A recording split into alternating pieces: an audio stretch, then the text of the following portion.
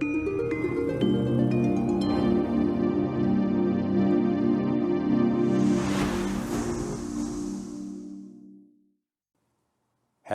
everyone, and welcome to That Deacon on YouTube. When I was in seminary, and it was a class just about regular church dynamics, we were told that deacons are supposed to have a special relationship with the altar guild. Well, it turns out that the former director of the altar guild where I served recently moved to my area. And I kind of discovered that, and I got in contact with her. And Kris Page, who was the head of the altar guild, has agreed to talk to me about the relationship between the deacon and the altar guild. I think we're going to have a lovely chat, and I hope you'll find it interesting. As promised, here is Kris Page, who used to be the head of the altar guild where I served for many years. Kris, you have a lot more years on me doing what you did. Now let's start. Your mom was in the altar guild, right? Was she head of it? I think she was for a while, but it was when I was small, so I'm not real sure. But she was always on the altar guild. Always? Always. Did she ever tell you why? Well, she and my dad were one of the 12 couples that started the parish. Oh, I didn't know that. And the altar guild started out as a trunk that they kept all the linens and chalices and everything in. And the church, I think, first met at the Thursday Club in La Cañada. That's a women's type club. Right, that had a big assembly room. Assembly room, yeah. And then it moved down to Oak Grove Park Elementary Auditorium. That I do remember. If it was someplace else, I don't remember where it was, but then they finally bought the property and built the church in La Cañada. Right. I didn't know that. And then your mom was on the altar guild, and you told me she made all the linens. Right. She did a lot of white on white, the purificators and corporals and all of that. She liked doing those linens, and she also worked on a number of vestments. Yeah. That are still in use That today. are still in use, yep. Yeah, so. That's amazing. And then you came on, you've had 2 stints, you mentioned to me. Right, I kind of was a half-hearted member through my 20s and then became more accountable the older I got. As the kids got older. As the kids got older. And you settled into your career. Right, and all that. Yeah. And all of that. And you were just a happy member. Because I know when I started, you were not. Oh, gosh, no. Head of the altar. And I was never alone as head. It was always with Sherry or Jim. Mm-hmm. We were always sharing What was the duties. reasoning behind that? I think we were all working. So busy. And busy. And what I knew to do, they didn't. And what they knew to do, I didn't. So between the 3 of us, we knew everything that needed to be done. And the one thing that deacons have to do is have some sort of relationship. And I didn't get it when I was in seminary. It was a throwaway comment. Right. Be friendly to the altar guild. No, it wasn't be friendly. It was a statement that said something like, the deacon has a special relationship with the altar guild.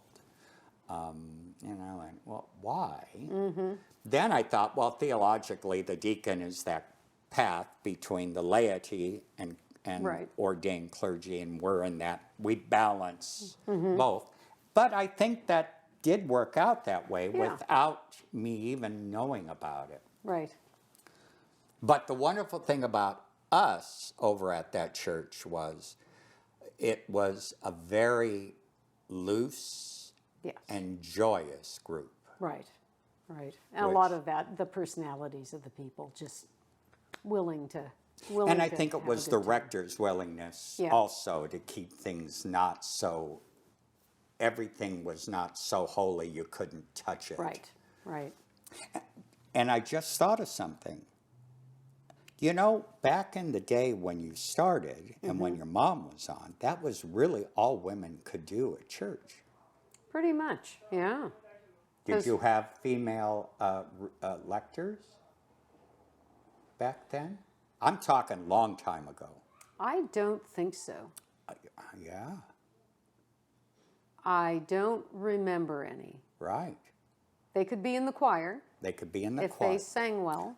No, no acolytes at that point. No, they were all boys. Younger, just And like the so- Roman Church, the Right. altar boys. Or Sunday school, Yeah, certainly. Sunday school, choir, altar guild. yeah. I don't think, ushering might have been one of the early breakthroughs. Ah. Maybe. And I think that's why the altar guild now can be a little bit more relaxed, or at least our view, Right. where we served. We also had a guy on the altar guild. Yes. And Jim was co-leader with Right, you. yes. Oh, yes. Yeah, at the end. Mm-hmm. Yeah. Now, I have to tell everyone out here that Jim Kerman is his name. Jim used to be involved in football in some, I think he was one of the coaches at a university football team. So to have this big burly football guy on the altar guild at first is unusual. Yeah, it was fun. Oh, it was absolutely fun. And he's helpful because he was so tall. Right. Could reach things that we couldn't and lift things that we decided we shouldn't. Right. Yeah. It was very helpful. But Yeah. the other thing, and you can all see Jim on a video I did where I instructed and showed how a deacon sets the table for Eucharist. And Jim was my acolyte for that video. Right. So I'll leave a link to that in this video so you can see him. He really is a house. But the funny thing with Jim is he treated everything like it was a football team. Right. I mean, the altar guild room was called. The clubhouse. That's, yeah. And all of us, he gave people nicknames. My nickname was A-Train. Mm-hmm. And A-Train happened, I think, because of the song by Duke Ellington, Take the A-Train, My Name is Anthony. Mm-hmm. It was the perfect nickname. I mean, you could use that even in a sports team. Right. You can call someone A-Train. And your nickname was? Wrong way. Wrong way, Kris. And I love this story. It's coming.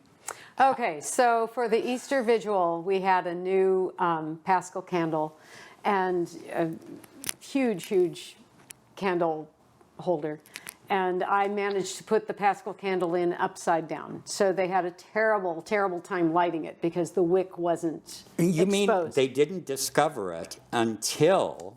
In the service, they realized it was not lighting because partway through Well, the of service, course it's- when they lit the candle, not at the beginning of the service, but Right. partway through, and I wasn't at the service. Someone figured out what happened that had been put out upside down, and I thought, oh gosh, that was me. And so I was talking to Jim about it, and I said, wrong way Corrigan, and he didn't know the story about wrong way Corrigan. The pilot. Yeah, you'll have to Google that if you're not sure. It's a very funny story. And so I was wrong way. That's it. Yep. What were the other names? Do you remember the names of some? We had Lonesome Ruth, who was another Altar Guild member, and Jim would joke that she was off singing country western music. She did not go to sing country western music. We had a pretty good relationship in that rarely did it happen, but occasionally things go wrong. Yes. But I could always count if Kris was at the service and something was wrong, I only had to look over at you during the service, and I would see this body scurry along the wall and like into a the rat. back. Yeah. One time the priest host wasn't missing, there right. for the 8 o'clock service. And occasionally the alms basins would just not make it out. Oh yeah, that's And happened. just, oh gosh, and so Yeah. run right on back. That though, you had to notice, because when Right. the music started, or Right. or at the 8 o'clock, we had a soloist. Once the music started, I was setting. Right. And I wouldn't know. But typically, I always went in early. It would be rare if at the 8, if that was done, because I kind of got there 45 minutes Yeah. early on Sundays.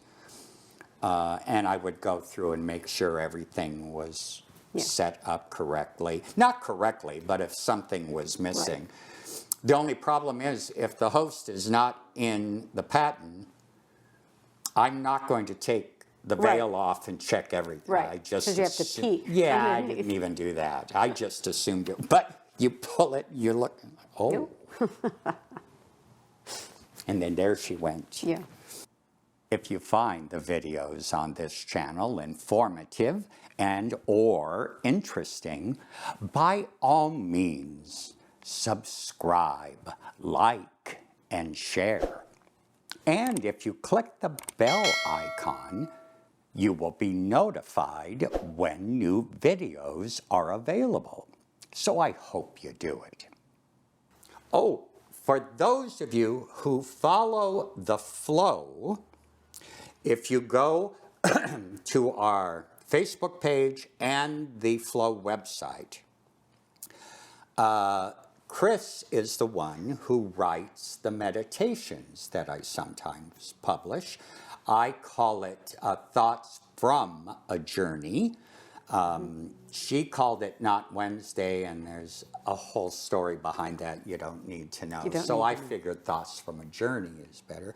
But when Kris does those, she sends them to me, and we post them. She used to write them for the church where we both were at. What is your sense of altar guilds? Not, I know you can only address where you were, but altar guilds in general, what do you see as the future? Is it going to remain the same, or do you have any prophetic sense of down the line?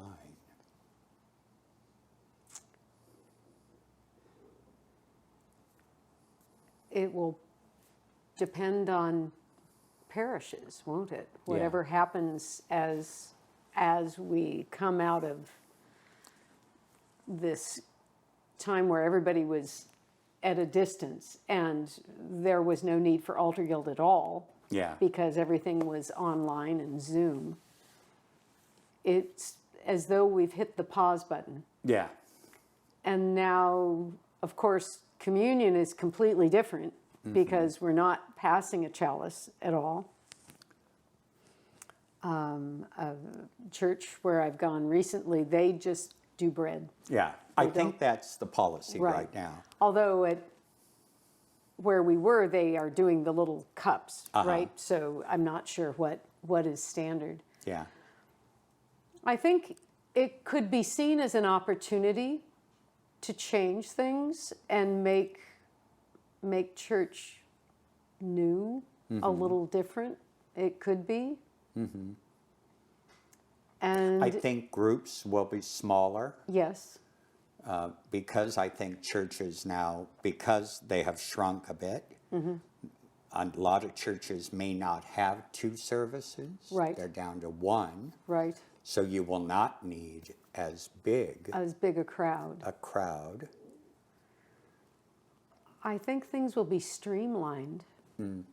There was, an awful lot that when I first started, we needed to learn. We set out the vestments in a particular arrangement, and, so that the priest could go in the sacristy and put on the first thing, and then underneath that was the next thing they put on, and things were arranged in a specific symbolic way.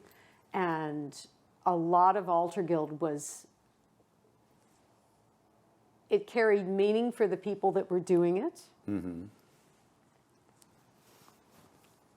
And near the And a lot of that had gone by the way, and there was a whole lot of behavior that would have made my mother gasp as far as how things were treated. I have a feeling a lot of the ritualistic things will have relaxed.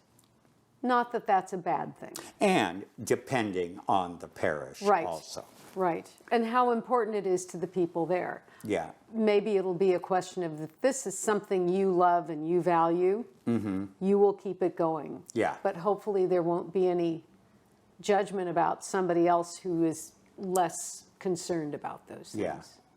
I think it's good to ground the church in humanity, and maybe that's the deacon in me, but this sense of we are in this together. Yes, things have meaning, but don't put that at such a level that it becomes idolatry. Right. And that's always, I think, the problem. Right. That you well, it becomes magic.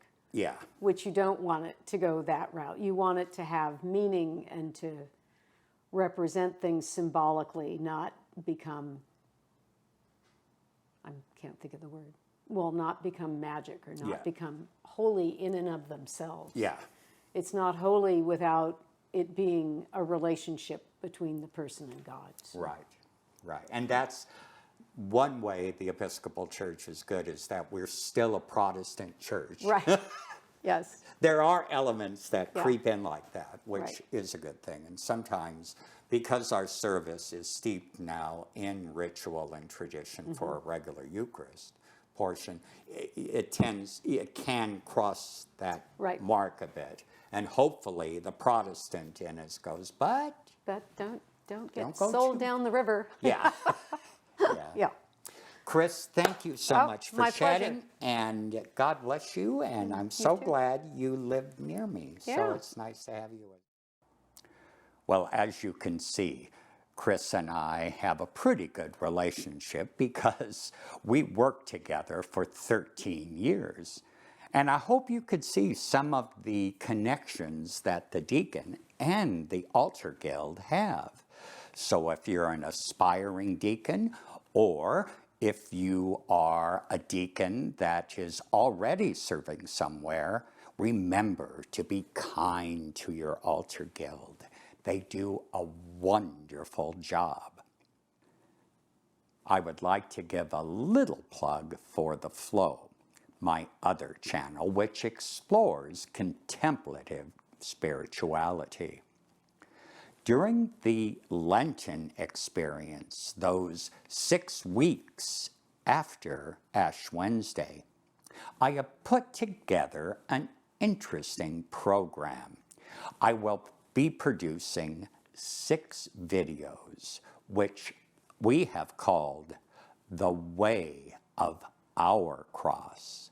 If you remember, Jesus said, if you want to be one of my followers, take up your cross and follow me. So what I'll be doing is separating those 6 episodes, exploring 6 teachings of Jesus that we are supposed to be incorporating into our daily living. So during Lent, we're going to be taking a spiritual checkup to see how well we are living out these teachings, and for us to kind of see where we might have to put in a little bit more work. So, starting the Saturday after Lent, the beginning of Lent, after Ash Wednesday, go over to The Flow and check out The Way of Our Cross. That's all I have for you this month. God bless, take care, and as you walk into Lent, do it with a new sense of purpose and commitment. See you later. Bye-bye.